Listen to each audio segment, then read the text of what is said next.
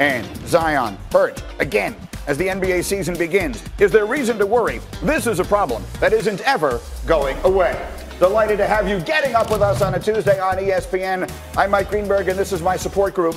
Coming off of a night last night that was just brutal. You were aware already, most likely, of what happened in the Monday Night Football game. You may not be aware that since then, the Patriots got a whole lot better.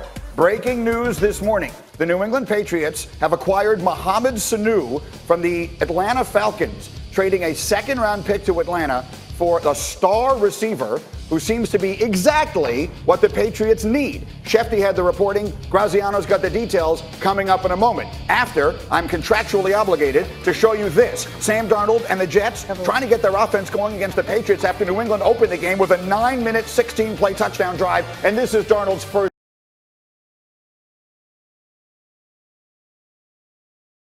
pass. Terrible play design by Adam Gase. He leaves Le'Veon Bell out there. McCourty's not going to pay any attention to him. You're going to hear this a lot. Cover zero blitz gets home to Sam Darnold. He doesn't see McCourty watching him. Easy pick for Patriots defense. McCourty's fifth interception of the season, as more than 14 NFL teams have. Later in the first, it's Brady. How about a dime to Philip Dorsett? Good play design. Nice stem by Dorsett on his release. Gets Tremaine Johnson to get frozen for just a second. Absolute beautiful throw by Brady. So it's 17-0, and then the Patriots defense, which is outstanding, just takes over the game. Here's Sam Darnold. No one blocking John Simon. Yeah, you need to find that guy for sure. And then you look at the way Sam Darnold is playing. Obviously, right there, he's seeing ghost. Yeah, and he would later say he was seeing ghost, and it was right around that moment that I opened up the scotch. Later, 24-0. Darnold, who is he throwing this to? Listen, this is a really nice job by the Patriots. On the motion, they changed their coverage from man to zone. Darnold anticipated the man, did not think Duron Harmon would be there, and he's saying to himself, I'm seeing ghosts. Yeah, he wasn't saying it to himself. He was saying it out loud, unfortunately. Then it gets worse. 11 minutes left in the third. More pressure. Stephon Gilmore this time. Brace yourself. This was a cover zero blitz, Coach Adam Gase. And then here comes Darnold again, off his back foot, throwing it up in the air. In all, Sam Darnold, 11 of 32, 5 total turnovers, 86 yards. Patriots are 33-0. They're 7-0. The Jets stink. When I talk to the coaches, I just got to be, straight up. And, for me, I just got to see the field a lot better. That's kind of what that means. And, just it was a rough day out there. How were you guys able to rattle him? He said at one point on the ESPN broadcast that I felt like he was seeing ghosts out there. He did? Yeah. That's the boogeyman. That's the boogeyman. It's real. You talk about the kind of the continuity of your defense, where up front you guys are putting pressure. Sorry. He really said that? Yeah. Well, how were you guys able to rattle him for him to see ghosts? That's crazy for him to say that. That makes it real, you know what I'm saying?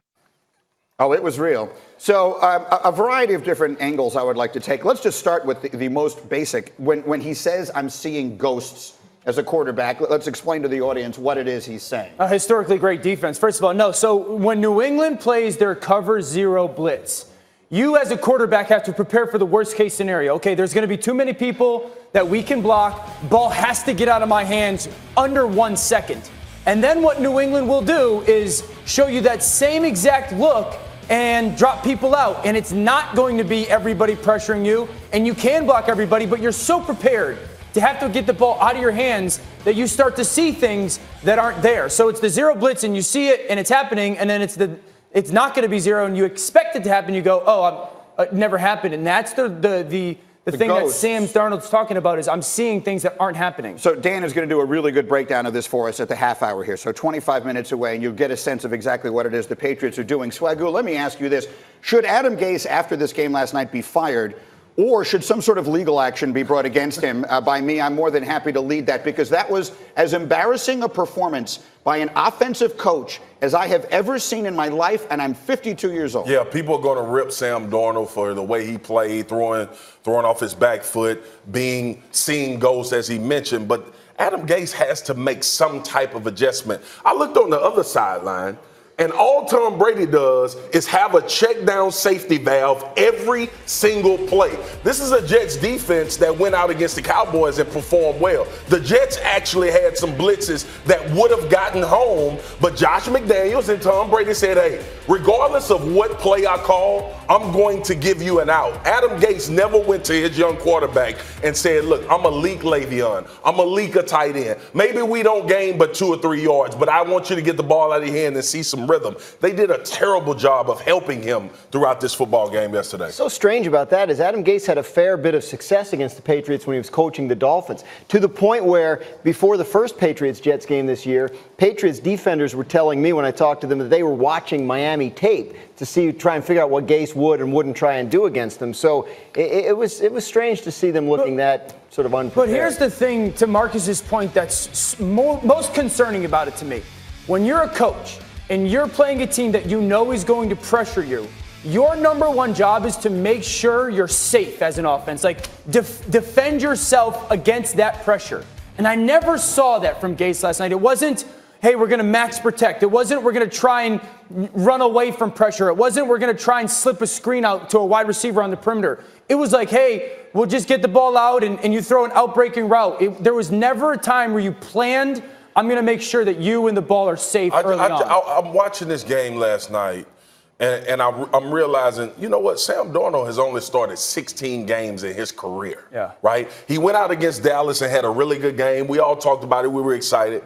Now you're in a situation where you have to coach this young man out of his own head. That was the issue I had with Gase. Look, they had a sideline exchange where Adam Gase told him, hey, relax, settle down, let's get in the end zone. We get the ball after halftime. I like that piece of coaching. But it's also the X's and O's part that you need to give the kid. And in that situation, when you have a quarterback that's absolutely lost, you need to find some answer for him. And I think that, yes, we should talk here about Sam Darnold and Adam Gase. There's no question. We also need to give credit where it's due. Like, the Patriots are historically great on defense right now.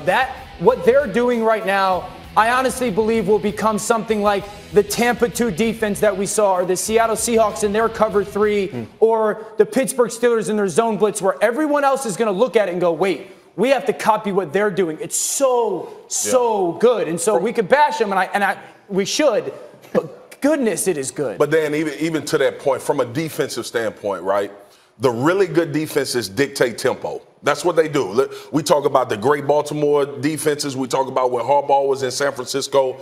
You create pressure and you play man-to-man on the back end. And cover 0 for everybody is when you send everybody and your corners and safeties are locked up one-on-one. The object of that is to not give the quarterback time. They do it as well as anybody I've seen in recent years. Okay, so we will talk more about that as we go, and we'll talk more about this game as we go, but we must also now get to the fact that while, again, this morning, the Patriots sent a second-round pick to Atlanta for Mohamed Sanu. Dan Graziano, take us through how this happened, and this is a deal they've been trying to make for some time. They were talking to Atlanta about Sanu around the draft. At that time, Atlanta was telling teams, no, we expect we're going to be a contender this year. They're obviously terribly wrong about that, so obviously now they're looking to make deals. But the Patriots have been on receivers all summer and all fall. Antonio Brown was on the team very briefly. That didn't work out. So they have been poking around on Emmanuel Sanders and other guys that have been available. But Sanu makes a lot of sense. Second-round pick is no small price, but the Patriots are looking to beef up the offense. We talk about who have they beaten, right? How do we measure the Patriots? The Patriots look at it the same way. They're trying to build themselves a team for January. They're not going to get high on their own success. So they know where they're deficient and where they still need work. Let's just be as direct as we can be here. The New England Patriots have a real chance to make a run at unbeaten. This is an extraordinary acquisition. If they are not beset by a variety of injury, they're going to be favored in every game they play the rest of the season. I don't care who we're talking about. Sanu is exactly what this team didn't have, and you and I were talking earlier before the show, they're just always a step ahead. Look, Mohamed Sanu, first of all, is the epitome of the Patriot way. A very under-the-radar, really good player, reliable. Bill Parcells used to tell me all the time, which is the same Belichick coaching tree. I would rather take a guy to the game where I know what I'm getting. He may not be a superstar. He may not be a Pro Bowl or All-Pro. But if I put you at the 3 technique, I need to know you're going to stay in the B gap and hold the B gap down. So Sanu is going to do that for the New England Patriots. And Belichick is the GM as well. They are just so far ahead of everybody on these type of moves. This team right now is going to become unstoppable. And it's because of this addition with Sanu, and this is why. One, they can play big with Sanu, N'Keal Harry's coming back, and Josh Gordon, and they can play small with the running backs. And then Sanu's one of the better on the perimeter blocking receivers in the NFL. What do the Patriots love to run? Screens. Now you can have a big guy out there dominating DBs. So, and to sort of sum up where we've been so far in our first 10 minutes, this is one of the worst days I've had in a long time, and the Patriots are going to go 16-0. That's where we begin. Meanwhile, as the NBA season begins tonight, Elle, there's bad news there. There is, because the Pelicans open up their NBA season tonight, and the biggest star on the court will be Lonzo Ball. That's because Zion Williamson is expected to miss 6 to 8 weeks after undergoing arthroscopic surgery Monday to address a torn lateral meniscus in his right knee. Over his first 4 games in the preseason, Zion had averaged 23.3 points and 6.5 rebounds while shooting 71. Look, all in all, he was really, really good in the preseason, yes. Jay Will. So spectacular. So what does this mean for the Pelicans? I think the Pelicans now, I had them as an 8th seed going into the playoffs. I don't think I had them in the playoffs without Zion being healthy throughout the regular season. Okay, who is it worse for, right? Because you looked at the calendar and you thought... It's worse for the networks. It's worse for the league, networks. Right? I mean, you think about it tonight. So I know that the Pelicans are playing tonight against the Raptors, but almost in a way, like Zion is must-see TV, and that's where TNT, that's for us here at ESPN, that's for local TV stations. I mean, local TV stations have booked some of his games out from last year because he is must-see TV. It hurts as a fan. It certainly hurts the league as well, especially because he is this bright young star for the next generation, if you will. But from more of a macro look at Zion, because there's a lot of questions about his physical makeup and whether that lends itself to durability into the league. Are you concerned? Extremely concerned about sustainability. I mean, I think this is his 4th injury that he's had since high school. And when you think about Zion, he's 6'6", 284 pounds. He's the 3rd heaviest player in the league, behind Boban and Taco Fall. And Boban is 7'3"? Over 7'3". Yeah. Right? Taco Fall, I think, is 7'5". So, and he only weighs 7 pounds less than Boban at 291 pounds. So with that reckless abandon that he attacks the rim, he increases his risk of injury with that landing zone, and that's what we saw. And look, there was an NBA doctor, expert medical guy that said, you know, you increase the risk of degenerative tissue. Obviously with a part of your meniscus missing. And this is something that you worry about long durability. He's a little knock-kneed as well. Yes. And it's never good when people are already putting Greg Oden's face on your body on memes. Speaking of injuries in New Orleans, you got an update? Oh, indeed, Al. This one actually may be good news as we run the hurry up here. Drew Brees is planning on returning to practice today. Depends on how he looks in practice. Probably going to have to wear a splint on that injured thumb. So they're going to see how he looks, how he throws. Things are going well with Teddy Bridgewater. They have 1 game and then a bye. They could get 2 games for the price of 2 weeks for the price of 1 if they hold him out. But he definitely wants to play. Next, the Panthers coming off a bye. Graziano, what is the latest on their quarterback situation? Well, they're going to start Kyle Allen, who's undefeated since he went in for the injured Cam Newton, and they're going to go to San Francisco where the Niners have been playing great defense. And if Kyle Allen beats that team, then it's conceivable he could start for the Panthers for quite a while. That would be an interesting scenario there. And Cam Newton, you hear his name in some trade conversations. And then there's Matt Ryan dealing with an ankle sprain. What's the latest on him? Ankle sprain is good news per the MRI. He's been doing some work already, trying to rehab it, trying to get back for this game. Remember, Matt Ryan has the 2nd longest current streak of consecutive starts for any quarterback, behind only Phillip Rivers. He definitely wants to be out there. We'll see how the week progresses. It's been a tough start, and again, they traded away Mohamed Sanu today. Then we get to the Cowboys, who head into their bye with a lot of momentum after blowing out the Eagles on Sunday night. Our Football Power Index now gives Dallas a 74% chance of winning the NFC East as it enters the bye week. And we obviously talked a lot about this game yesterday, but we did not have the big swagoo here to do with the former Cowboy. You live in Dallas. What was your biggest takeaway from the way the Cowboys looked Sunday night against Philly? Tyron Smith is the most important player on this football team. This year in particular, we talk about Zeke. They were able to get the run game going. But the comfortability that Dak has when Tyron Smith is in the football game, Dak's QBR is 36% higher when Tyron Smith. That's another player impacting a quarterback more than anybody else on the field. And we've had so many conversations about this is what Zeke does for Dak Prescott in the pass game. This is what this offensive line does. Tyron Smith gives Dak that binky.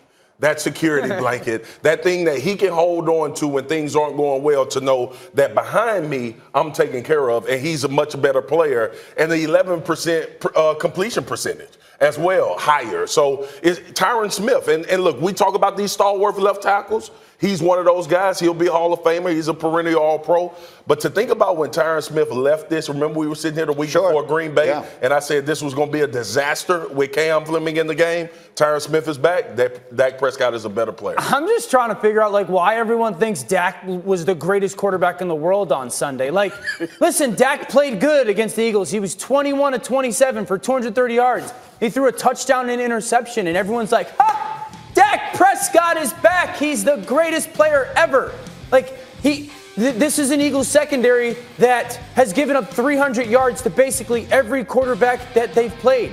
He threw for 230 yards. He had 2 explosive pass plays against the secondary that the only other quarterback who did less against them in regards to explosive pass plays was Luke Falk. He's not in the NFL anymore. So, listen, Dak played good, but it was Tyron Smith and it was Zeke Elliott averaging over 5 yards a carry. And so I'm a little bit confused why everyone thinks, my goodness, what a performance by Dak. Because everyone's so entrenched in their cowboy position, right? No matter what it is. The Cowboys could win the next 3 Super Bowls, and there would still be people going, Jason Garrett's not the right coach. Dak Prescott needs a good group around him. That's just the way it is. But look, everybody needs a good group around him. Tyron Smith, Lyle Collins, Randall Cobb, Amari Cooper were all back for this game. They were all hurt the week before. It's no secret here. When you have your team, you're going to perform better. But look, Dak Prescott, he's now 5-2 against the Eagles since he and Carson Wentz entered the league together. The point is not who's better. The point is, Carson Wentz is making $32 million a year. Dak Prescott has a lot of data points that suggest he should be making more. There is a concept called confirmation bias, and I think you're making the point. The Cowboys probably play into that better than any other team because everyone has an opinion on them. Is there any question now they wind up winning that division in your mind, Swagoo? No, I don't think there's any question. With the Eagles not even knowing who they are as a football team, the Cowboys are the best team in that division, and they have an identity. Right? We hadn't seen it with the 3 consecutive losses, but the Cowboys do know what they want to do. Right now, the Eagles don't know what the hell they want to do. No, the Eagles look bad. The Giants are bad, and Washington's even worse. So it looks like the Cowboys might wind up winning that division by default. On an incredibly busy day, we have huge news from college football as well. Elle, let's go there. All right, Greeny, Alabama coach Nick Saban saying there's no real timeline for Tua Tagovailoa's return. He did say that his quarterback had successful surgery on his ankle and will participate in only non-weight-bearing activity for several days before beginning traditional rehab. Tua will at least miss Saturday's game against Arkansas. And then, of course, Alabama has a bye, followed by that big, huge matchup with number 2 LSU. Paul Feinbaum, Desmond Howard joining us now. Paul, what concerns are you hearing about Tua's ankle injury? They're optimistic that it'll come back, but it's a science. It's not perfection.